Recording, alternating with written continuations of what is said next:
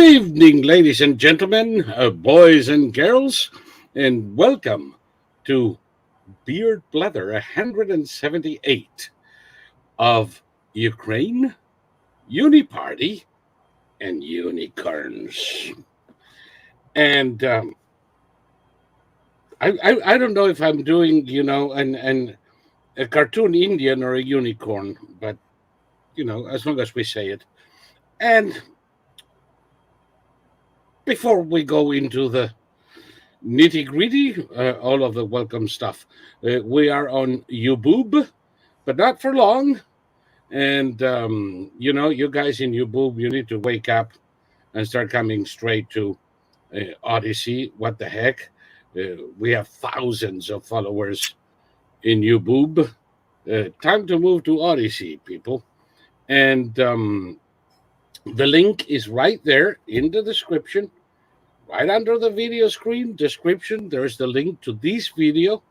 And once you're in this video, you can navigate to the rest of our videos in Odyssey. Very simple. Open an account. And just like you did when you joined YouTube or any other website, and click on follow and notifications. That would be the little bell next to the follow thingy. That's free. And if you feel like supporting this channel, click on join. And for $2.50 a week, you can be a member of the channel, get access to some private reviews and other perks as described in there. And go to sleep every day knowing that you have scored one for America by supporting this channel. What the heck? I mean, what was that grifty enough, Thomas, or should I practice more?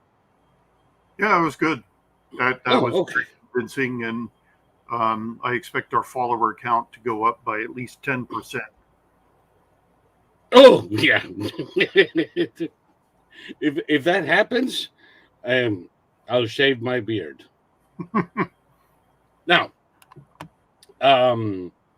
what else over that? Well, no, that's it.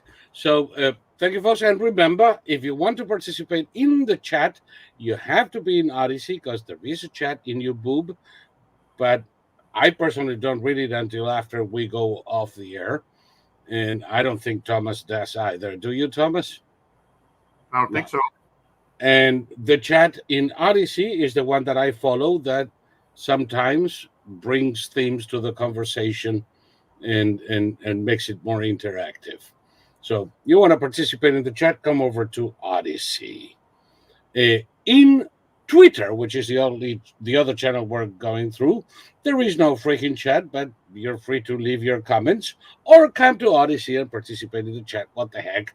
Because after all, the X platform, I mean, this is like the artist formerly known as Prince, is the website formerly known as Twitter. What the crap? We'll talk about this in a second. I know it's not part of our conversation yesterday, but what the hell? And with that, I'm done with the bull crap. Let's go straight to the meat. But first, as usual, I'm entitled to my bull crap. And you have to give us your reporting of life in Californication. I understand that they are taxing your turds now. Taxing my what? Turds. Every time you go to the loo. Oh, he dropped 3. That'll be $30, fellow. You can't shit here. We have to treat it. Environment and all that jazz. California, the government here isn't worried at all about that, as they've proven. Yeah, in San Francisco, yeah, I'm sorry.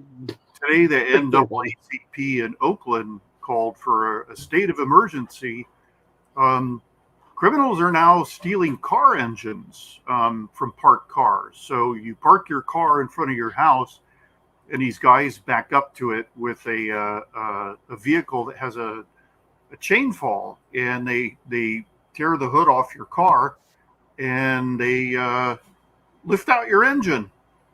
So that's a new one when it comes to car theft. I remember it was a kind of a running gag in the 70s. You'd see the cars propped up on whatever it was. Oh yeah, it was cinder blocks. It was pieces of wood, 6x6. They're now taking engines, and it's I'm still amazed that so many people thought that getting rid of the police would bring nothing but positive change. So I guess they honestly thought that the police caused all the crime. So if you have no police, then therefore you have no crime. Yeah. Well, it did improve life immensely for criminals. Well, and California is it's a haven for any kind of nefarious activity.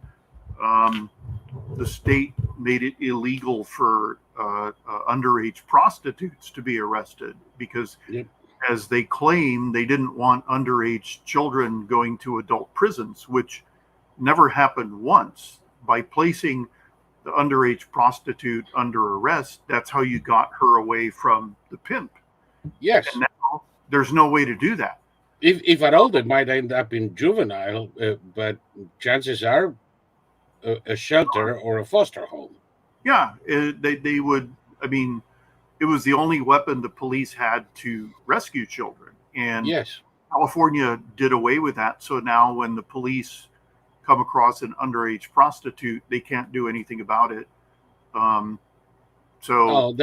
Please don't tell me there was a feminazi behind all of these, saying how we cannot stigmatize these poor girls by branding them as prostitutes and giving them a record.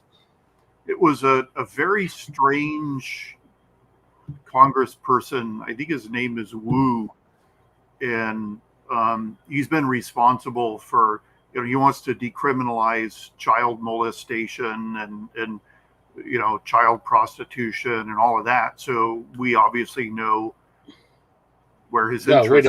No, I was going to ask you if the little shit vacations in Thailand. Yeah, I mean it's very obvious where this is all going, and but see, I had a very allegorical experience today. Speaking of California in general, suddenly a gigantic dead possum appeared in the middle of the road, a couple houses down, and the house is vacant right now. It's the house that we used to own, and the guy who bought it has run out of steam or I don't know what. So there's this giant, dead possum, this big around, and a vulture comes down and starts picking at it. Now, I've been coming here since I was 6 years old, and there have never been vultures in the city limits. And it was definitely a vulture because it looked like its head was like 10 sizes too small. And that's because vultures have no feathers on their head, so they can stick their heads into the guts. And this thing flew up when it saw us, and it landed on the wire, the what do you call it, the power line, and having trouble balancing because vultures don't land on power lines. It was like sitting up there, just kind of going yay, and there went Saul, and there went I. Now I'm back. Now Saul's back. Yep. I saw you frozen for a second. Yeah. You went into blackness, and then so did I. But anyway, I thought it was an apt symbol for California, and they should change our state animal from the bear to the vulture. It's very apt. And so we actually called an animal service, and they came out and hauled this thing away. I was surprised. I didn't know that service was still available, but my fear was that it was going to keep getting run over. Years ago, when I used to take my 5-mile walk, there was a German Shepherd dog that had been hit by a car, and it was dead beside the road, and nobody called anybody. And this thing got run over so many times that it started to sit up because the lower body was flattened, and the upper body was sitting up with the jaw hanging open. So it was the most utterly grotesque sight you've ever seen in your life. This dead German Shepherd with a flattened lower body sitting up with a hanging open jaw. And I had to pass that son of a bitch every day, twice a day when I took my walk. As it rots. Well, it mummified because of the heat. It didn't rot. Holy shit. And I started having nightmares about it. It was coming after me. It was like swinging its head with its open jaw, like just searching for me. And eventually it was gone. Maybe somebody got sick of it and just like took his shovel out there and shoveled it up and threw it somewhere. But that was just horrifying. I didn't know that could happen to something as big as a German Shepherd, but it could. Apparently. So I was afraid that this possum was just going to keep getting run over. I saw several cars edge their way around it, and then the guy in a giant SUV just came straight toward it, and I turned away. And what he did apparently was the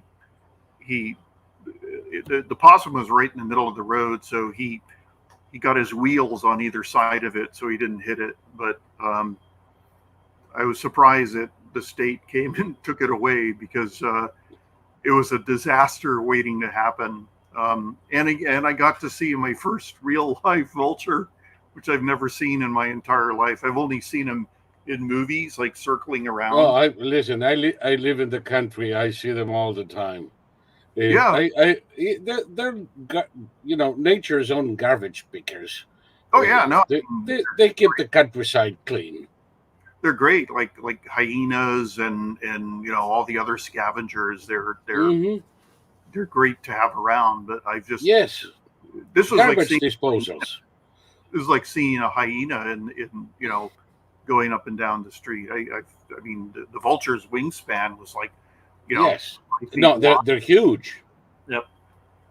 They're huge. It's like seeing a vulture down Fifth Avenue. You don't see that. So that's life in California. We have vultures in the city now. So, well, you have plenty of vultures in City Hall and the governor's house. So why not in your town? Definitely. Yes, it's perhaps a good commentary on the state of your state. Hello? We're having all sorts of flashes and stops right now. You can hear me, right? I can hear you and I can see you clearly from here. Okay. So yeah, that's how my day in California went. I saw a vulture, and it brought back memories of a dead German Shepherd sitting up with its open jaw. And when I finally move from this state, which I will sooner rather than later, I'll have lovely memories of vultures and dead German Shepherds. By any chance, did the vulture ask for your vote? My vote? No. The vulture did not ask for my vote. It was busy trying to keep its balance. And then it took off and soared because, vultures, they soar. They don't. Yes, they soar. No, they go up and then they open their wings and start circling around. Yep. And, sometimes you take a look at yourself. Do I look dead? Because if those things come down, if you're not dead, you will be. Fortunately, there's absolutely no interest in picking fights. No, I wasn't worried at all. I was fascinated that we've gotten to the point where there's enough dead stuff in the city to attract vultures. That vultures returned. Yeah, no, that's wonderful. It's a nice footnote for California. Yeah, anyway, yeah. We have three things today that we had in our minds. One is Ukraine, because, what the heck? It's on the news all the time. How can it not be on there? And before I go into what I saw this week, I wanted to remind people about what we were talking about last week. Okay. There we go. On for here is the Suwalki Gap, which is the corridor that exists. There we go. The Suwalki corridor, which, as you can see, runs astride the border between Lithuania and Poland as a connector between Belarus and Kaliningrad. Yes. Kaliningrad. You can see that. Kaliningrad is what's known as an exclave rather than an enclave. That is actually Right. Russia, and it has no land connection to Russia. So the Russians are there is a passageway that's allowed, but it's demilitarized. That's the agreement we made. And That's it. There was when Russia kept Kaliningrad at the breakup of. I mean, during the Soviet Union, nobody gave a shit. right. But once the Soviet Union broke up, then Lithuania, Belarus, and Poland and Russia entered into treaties that allowed for the free transportation of goods and persons by rail and road through this particular corridor to Kaliningrad, so that Kaliningrad could be supplied by land. Now, the caveat to this is that it is a demilitarized zone, and that the right of passage dies with threats of use of force. Okay. Now, do you remember why we started talking about?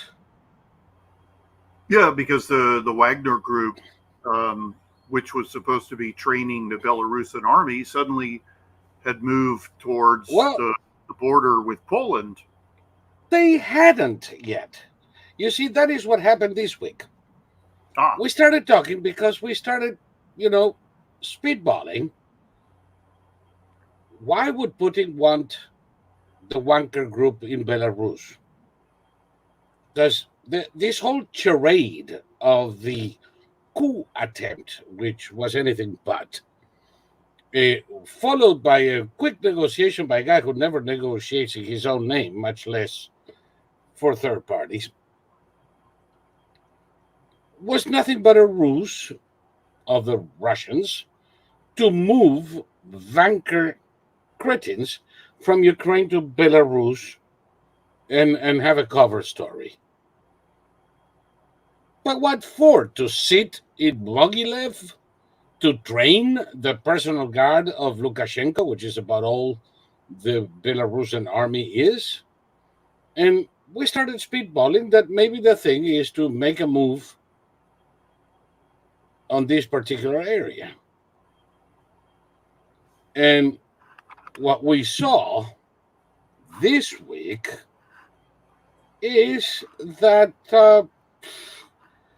that's exactly what they're doing.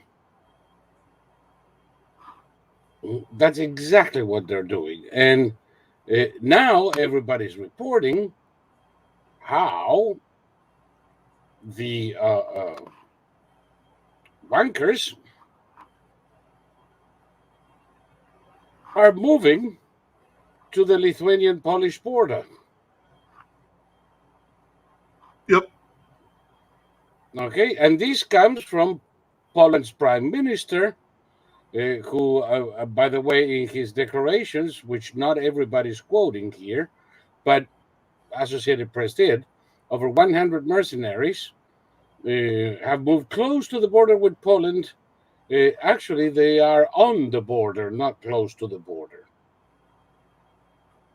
And they're expecting everybody, they're expecting these wankers to go and create a little bit of problem in the Suwalki Pass. And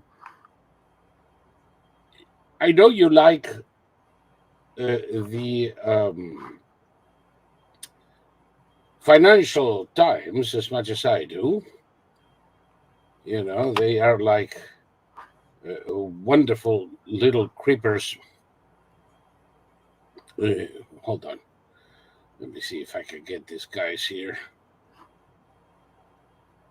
Yeah, that are always right. And in November last year, they were speculating that, how can I say this? That pass is no longer strategic. Yeah.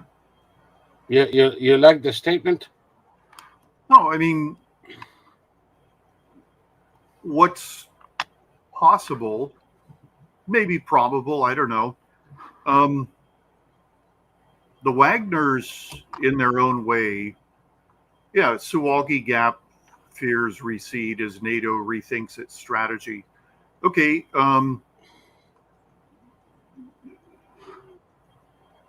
NATO did a report in which they said that their instruction was good, but that NATO instructors don't know anything about trench warfare or overcoming static defenses, because NATO hasn't had to do that ever.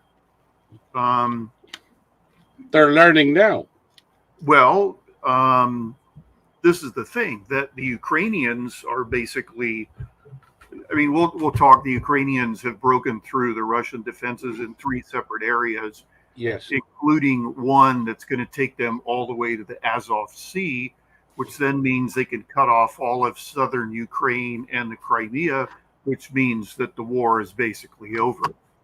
And the Pentagon is saying they're going to reach the Azov Sea in rapid order.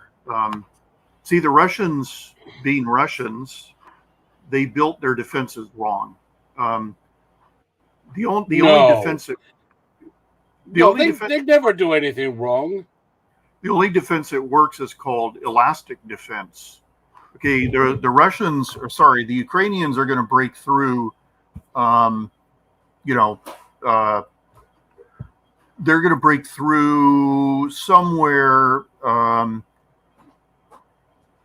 Okay, there's Zaporizhia. So this is the Zaporizhia Oblast, the province of Zaporizhia. Platihatki is a town they already took. They had to break through the first line of Russian defense. And essentially, they have 3 towns and 1 trench before they make it to Melitopol. Right. And see, for you to have an idea in this map, the total distance between Platihatki and Melitopol is somewhere around 50 kilometers, 35 miles. It's less than 50 kilometers, so it's about 35 miles or 30 miles. They're there, and they will advance 1 or 2 clicks a day for a couple of days, but eventually it's going to be a flood. The Russians built their defenses wrong, because the only defense that works is called elastic defense. And what you do with elastic defense is your first line of defense is rather weak, and the defense lines get stronger the further back you go. And the Russians did it the other way around. They put all their strength in the first line of defense, so that once the first line is breached, the defense lines get progressively weaker the further back you go. So the way the Russians have built their defenses will allow the Ukrainians to create spectacular momentum. And the Russians have entirely defeated the purpose of defenses. They basically built a Russian version of the Maginot Line. Yep. And, once the Ukrainians are past the first line of Russian defenses, there's no real way for the Russians to stop them. No, there are a couple of areas where they have 2 and up to 3 lines of trenches, but not everywhere. And certainly, when I looked about the way to Melitopol here, they're going to run into a couple of obstacles, but I don't see how the Russians can stop them anymore. No, they can't. They don't have enough men. They don't have enough weapons. I mean, the Russians have lost 4,177 tanks. That's shocking in a year. Yeah, they started the war with 3,700 on active duty. Yeah, and they brought over 1,000 out of mothballs, and those are all gone. Yep. From the year 2001 until we didn't have Abrams in Afghanistan. So from 2003 to 2011 in Iraq, we lost a total of three Abrams tanks, and the Russians have lost 4,177 officially. Those are all ones that have been accounted for by videotape and still photos. Yep. Those are the ones that you can count and verify. Yep. So, and as I said, the Ukrainians have broken through the first line of defenses in 3 different places, and the Russians don't have enough troops. What the Russians have been doing is every time they look like they're a breakthrough, they're shifting a large number of troops from point to point, and they don't have enough troops to block all 3 points. So now they're cleaning the fur with their tongues as they move. All they're doing is exhausting their troops, who have had no relief since this whole affair started.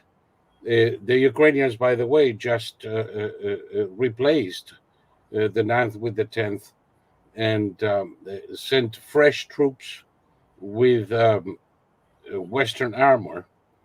And the Russians are still the poor sons of bitches who dug the trenches and are still there. Yeah. See, they're going to be surrendering in droves.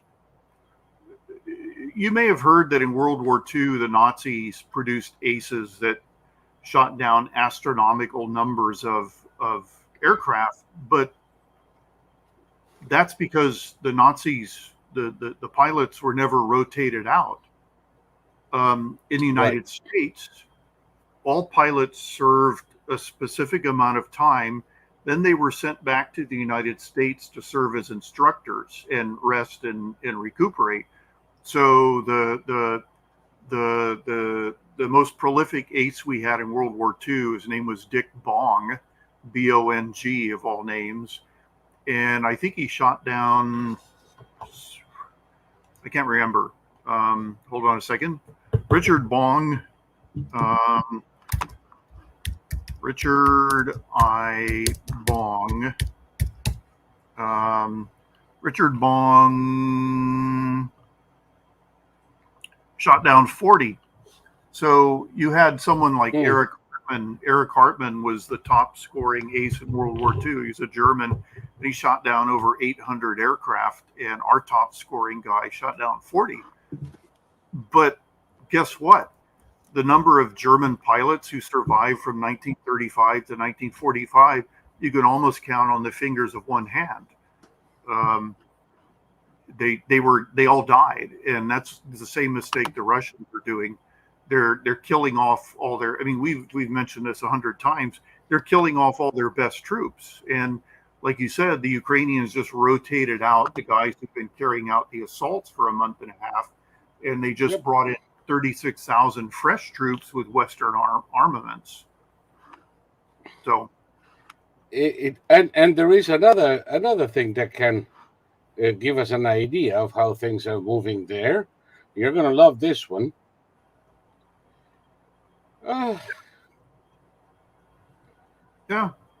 Zelensky is visiting positions near Bakhmut in the front.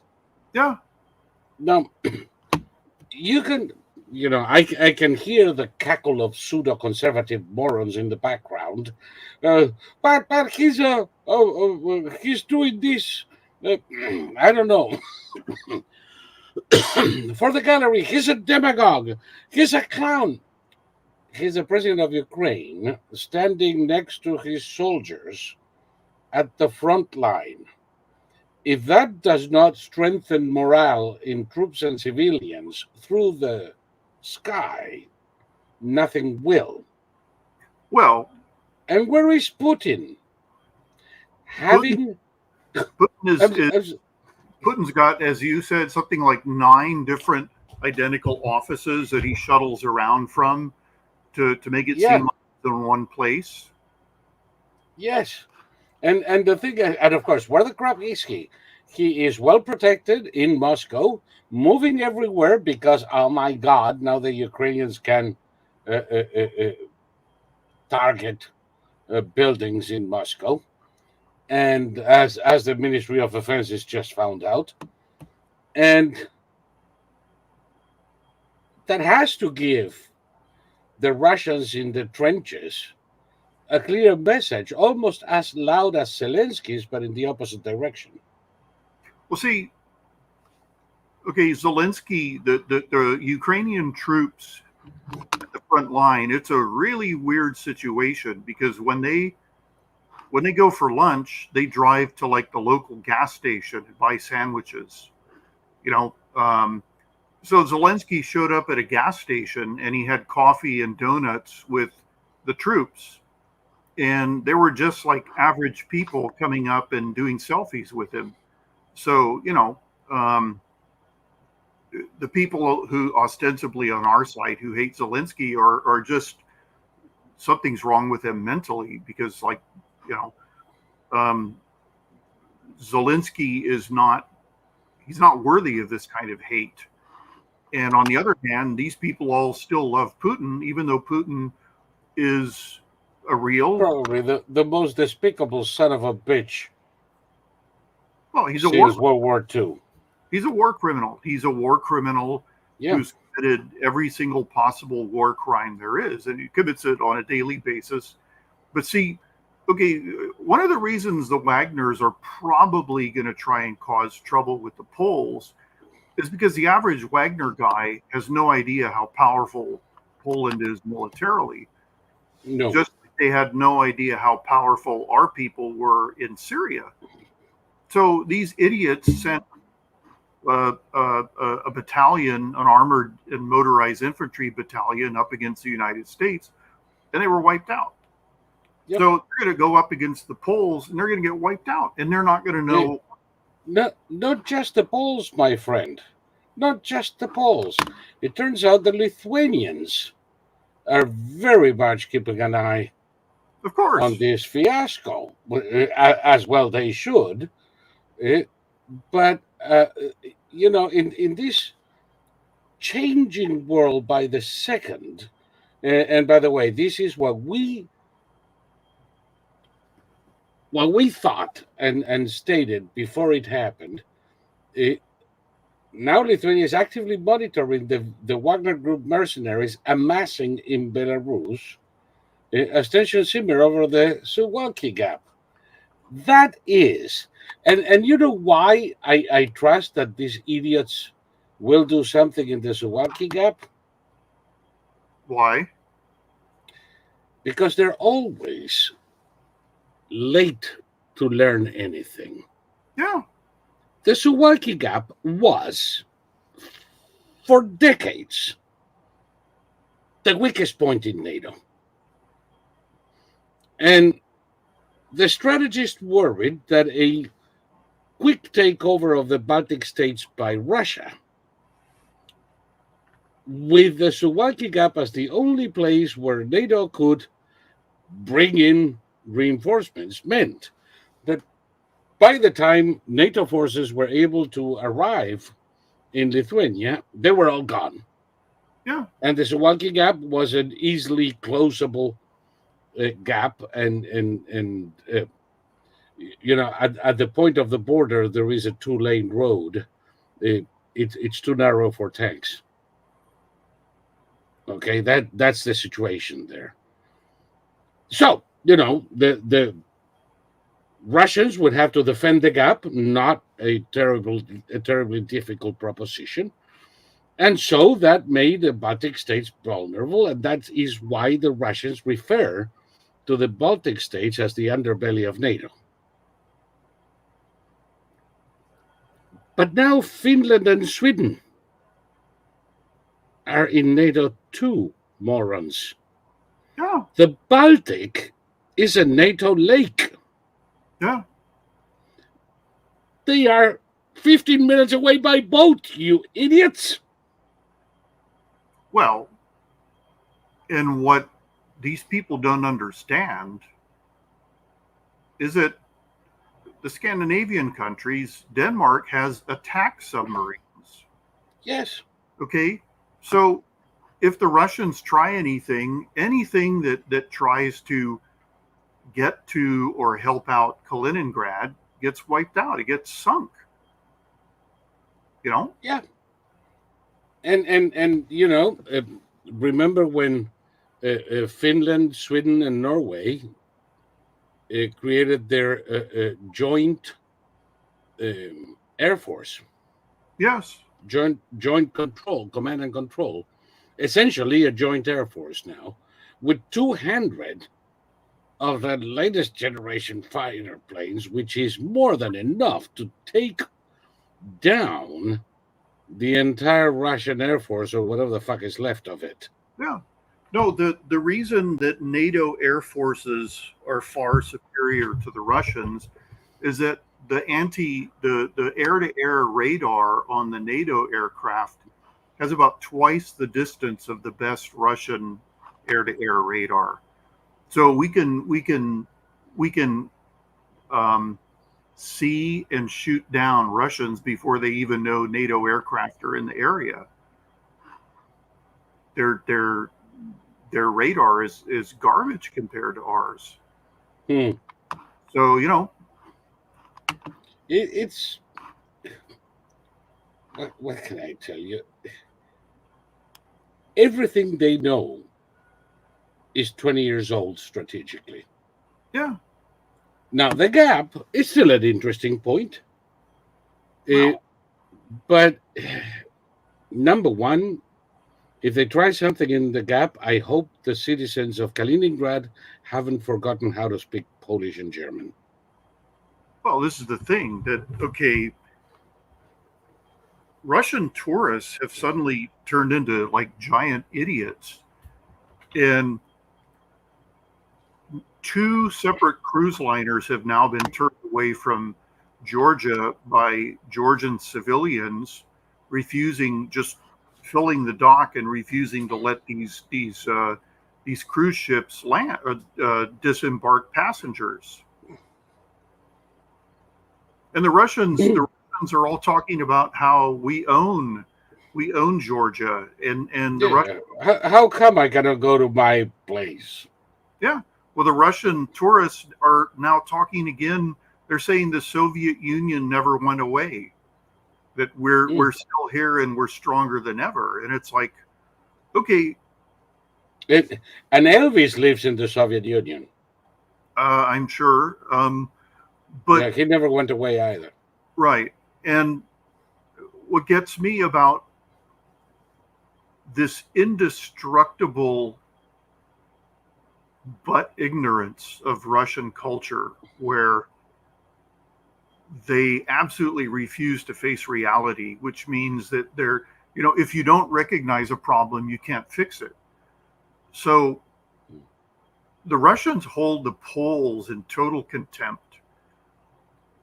The Poles started out in 1987 by creating from scratch probably the greatest counterterrorism force in the world. And they did that because, Poland was instrumental in getting Russian Jewish people out of Russia into Israel. And so Hezbollah promised to carry out attacks in Poland. Yes. So the Polish response was to create a unit known as Grom, Grom. And Grom is so good that Grom was the only unit that the U.S. would cooperate with during rescues out of Liberia. They are top notch, and unlike other places in Europe that are reactive, Grom has been so fucking good that no terrorist plan prospered in Poland. Well, also, okay, the entire Grom unit went to Afghanistan. And when the commander was asked, why is the whole unit going to Afghanistan? He said, because we're going to do some serious killing. So that's the Polish approach. He didn't mince words, and they did. They killed a hell of a lot of terrorists. And okay, Grom rescued CIA operatives during the Gulf War of 1991. Yep.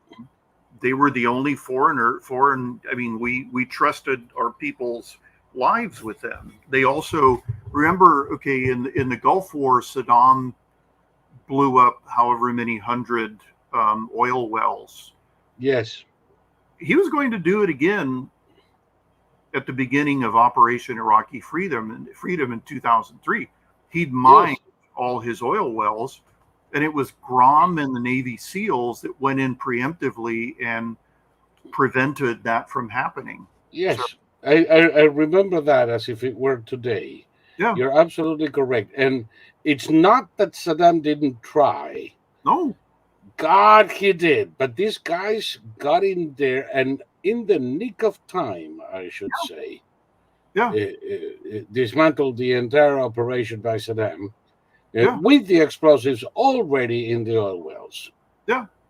So you're right. Okay, all the explosives were in place, and the Poles and the U.S. Navy SEALs managed to stop it from being detonated. And we don't know how they did it. But this is who the Wagners are going up against. They're going up against. There were a lot of dead Iraqis when they were done. Yeah. No, I mean, if the Wagners, the Polish intelligence says that the Wagners are going to, the Belarusians are allowing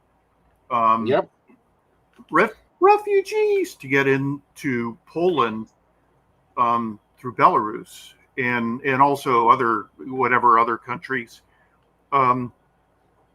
So the Polish intelligence says Wagner is going to disguise their men as refugees and get into Poland and wreak havoc.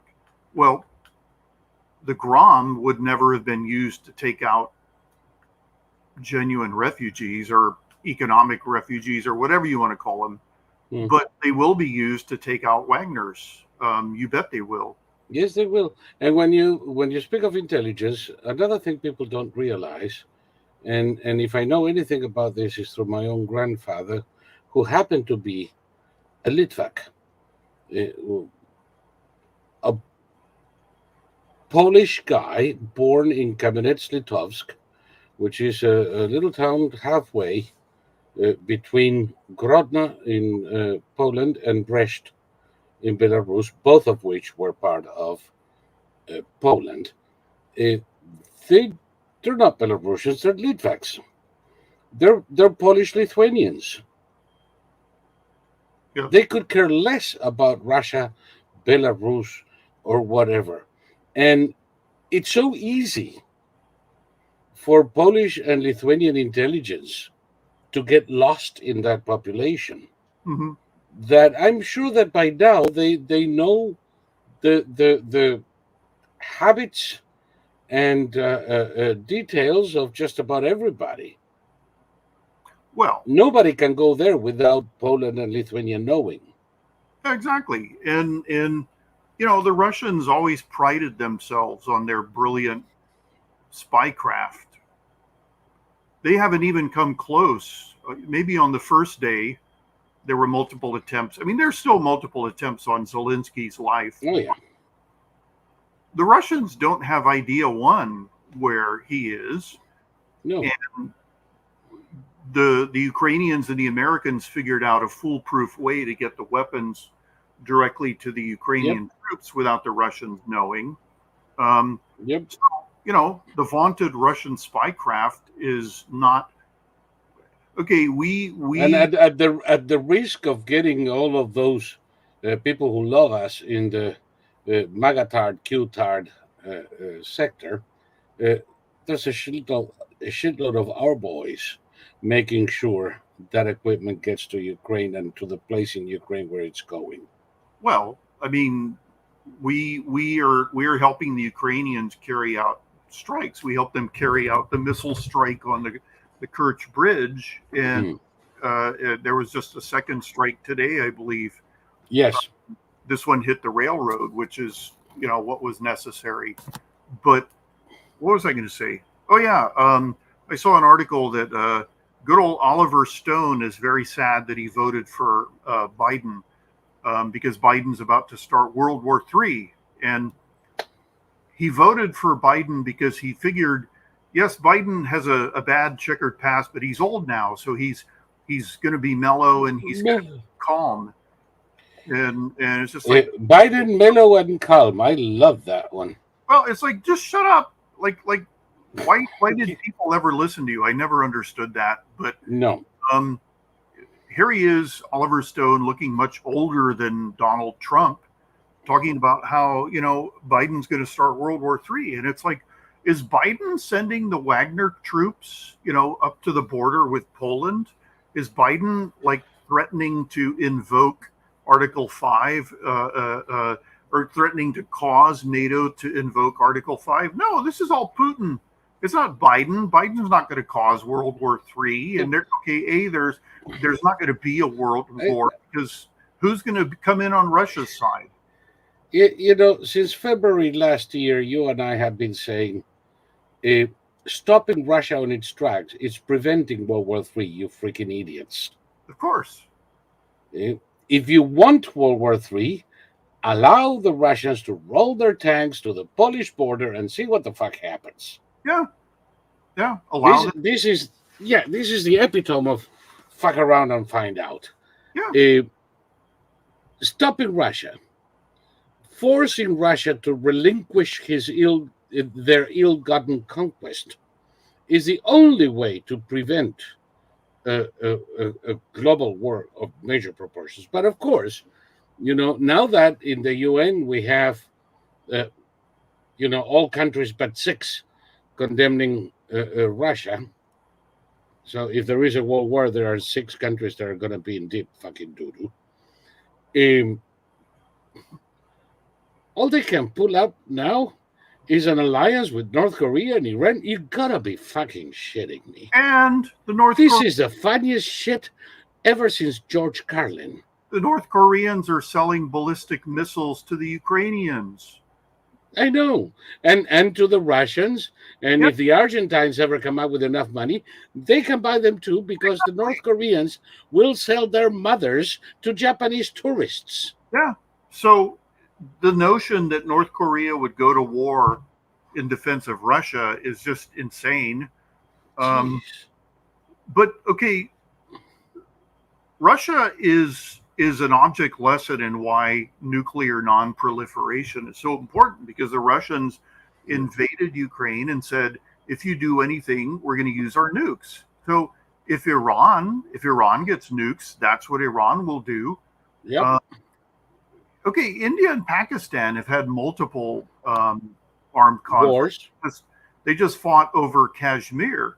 Now, both of those countries are nuclear powers, and there was no danger of it escalating. So it depends entirely on the country, but you still have to make sure that a country like Iran never gets their hands on nuclear weapons. No. Iran will not invade and then use nuclear weapons. Iran will use nuclear weapons before giving anybody notice. Exactly. And they have clearly stated, both for internal consumption and for the rest of us, that they have every intention to obliterate the state of Israel. Yeah. Regardless of any other consideration. And that is their justification for being alive. Yeah. If you let those crazy mothers get their hands on nuclear weapons, there's going to be a lot of people glowing in the dark in the Middle East pretty damn soon. Well, India and Pakistan, Pakistan in particular, they are such a small country. They know that if India gets a few nukes in sideways, there is no survivability. The whole country is going to shit. So they will never use nuclear weapons first, because they fear the retaliation. Yeah. It's a suicide pact.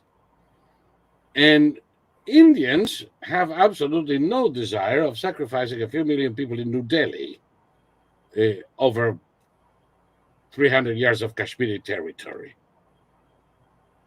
So Right. they're going to be fighting each other in a gazillion ways, but I don't think that they'll ever use their nuclear weapons on each other.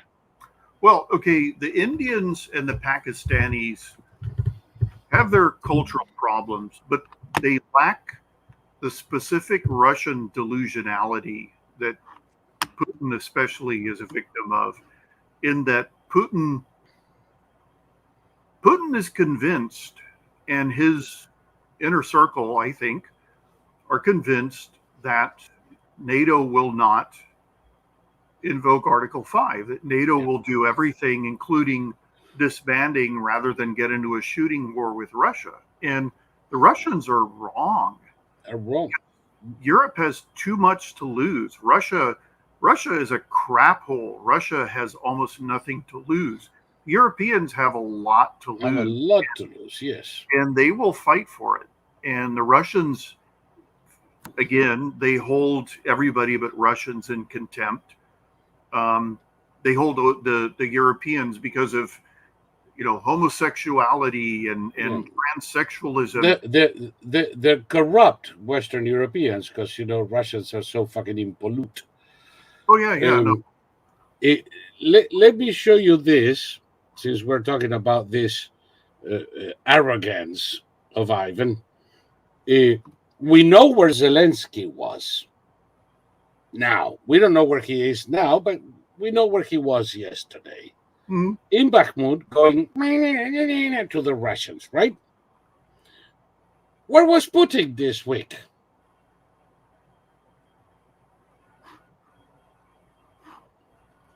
He had this. By the way, you can see it on the side. I'm going to show you now for other reasons. The African meeting, the Russia-Africa meeting in Moscow, where he invited the leaders of African countries and promised them free grain, free weapons, and a chicken in every pot in exchange for their support, which, as we know, is going to be decisive in the war in Ukraine, right? Oh yeah. Oh, yeah. Russia, Now, once they have Lesotho on their side, they're gonna mop the earth with Ukraine. Oh yes, no, absolutely. Now, let me see if I can show you here. Yeah, you can now see in the center of where the hell did I go? There. In the center of the room, you can see the logo of Russia Africa, right? Mm-hmm. Which is with Latin characters on this side and Cyrillic characters on the other, with a peculiar colorful pattern. That pattern was also done because, they're so fashionable, damn it, that all of the ID tags of the visiting dignitaries were held with a lanyard with this design that you're seeing there, right? Right. Okay. On the other side of town, same city, you had this asshole. Yep. Now, take a look at this African leader. And I don't know if you can see, to the right of the red tie, a little colorful lanyard that he tried to hide, I would say, unsuccessfully. Right? Yep. Hold on. I'm touching. There you are. Okay. Now, why do you think Prigozhin was in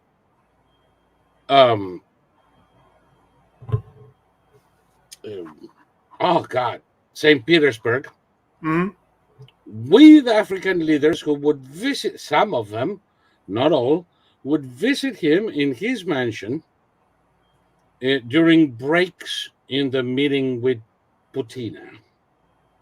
No, because he's making deals with them. Of course, and what people don't realize is that this little son of a bitch controls gold mines and diamond mines in Central Africa. Yep.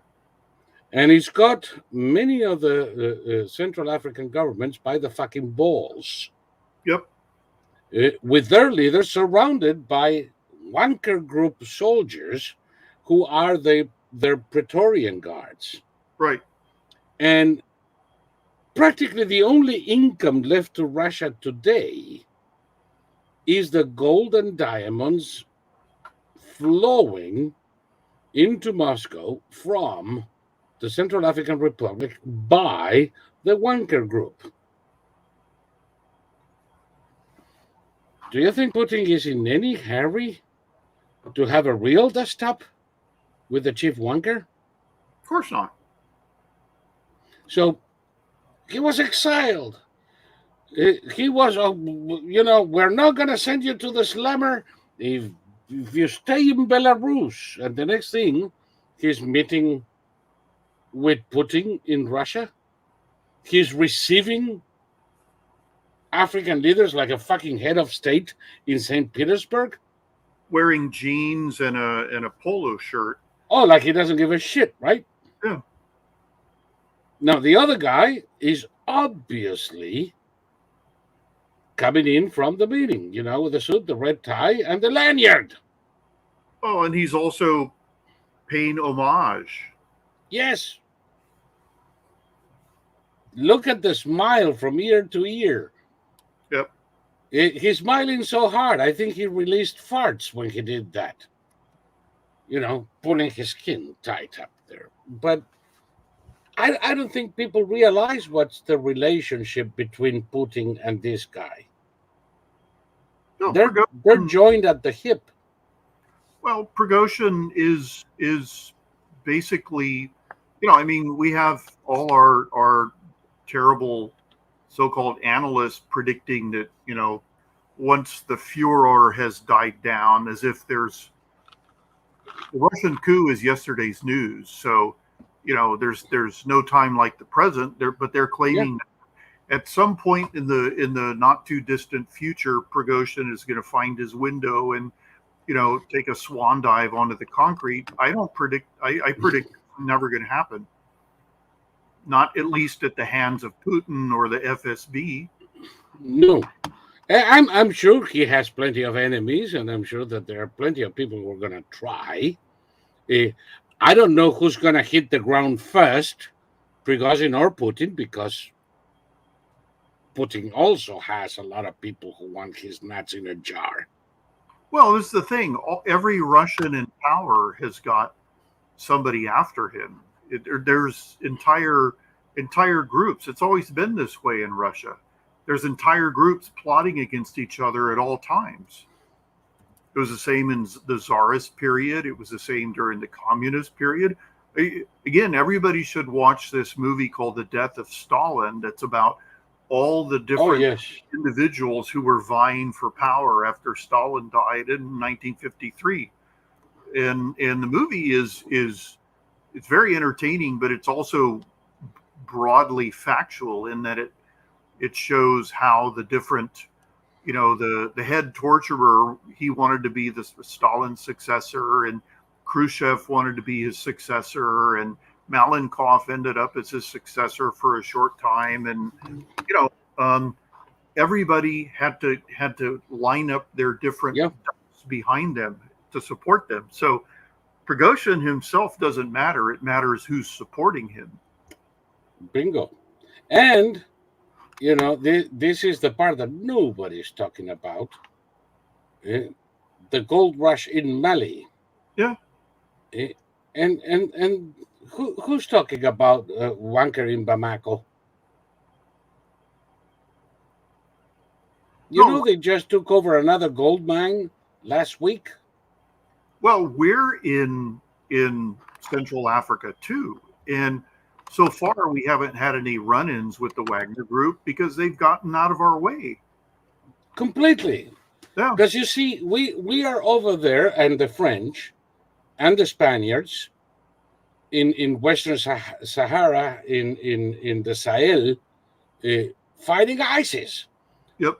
The Wankers are not fighting ISIS. The Wankers are exploiting the poor fuckers in Mali, and the only time they actually pick a fight with a jihadist is when the jihadist gets lost and happens upon a gold mine run by the Wanker.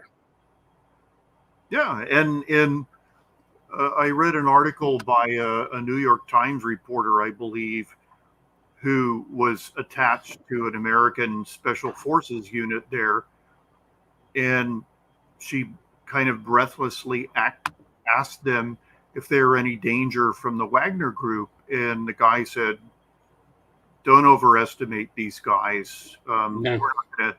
We're not going to have any armed conflict with them." It was the Green Berets in Syria who, directed all the aircraft coming in to like blow the hell out of. It was 40 special ops guys on the ground, the U.S. Air Force, and then the U.S. Marines firing artillery rounds, and and as we've pointed out ad nauseum, the Wagner group suffered 100% casualties, which is amazing. Yep. We pounded them for hours. But by the way, let me say goodbye to you, boob. Goodbye, and you. those of us watching us in YouTube, well, you know where to come. Just follow the link.